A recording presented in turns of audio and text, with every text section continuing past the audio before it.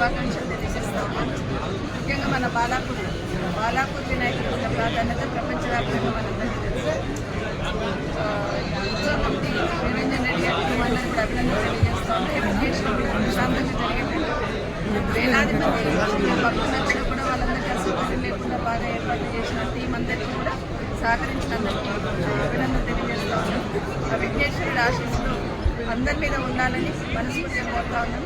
ఏ కార్యక్రమాన్ని ఏ పూజ మొదలుపెట్టి అందుతున్నటువంటి విఘ్నేశ్వరుడు ఎలాంటి విజయాలు రాకుండా ఏ కార్యక్రమం చేస్తున్న దిగ్విజయంగా పూర్తయ్యేటట్టు శ్రమించమని మనస్ఫూర్తిగా కోరుకుంటున్నాం.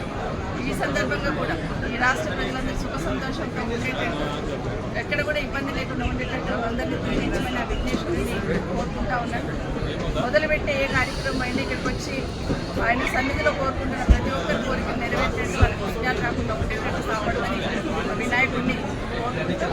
అదేవిధంగా నిమజ్జనం రోజు కూడా మొదటగా మన బాలాపూర్ వినాయకుడు స్టార్ట్ అవుతాము. అంత ప్రాధాన్యత మన బాలాపూర్ వినాయకుడు. ఈ ప్రాంత శాసనసభ్యురాలుగా ఉండడం అనేది నేను పూర్వజన్మలు చేసుకున్న విధంగానే భావిస్తాను. నిజంగానే వినాయకుడు మన బాలాపూర్ వినాయకుడు ఉన్న ప్రాంతానికి నాకు సేవ చేసే భాగ్యం కల్పించిన వినాయకుడికి ప్రత్యేకంగా ధన్యవాదాలు తెలియజేస్తా ఉన్నాను.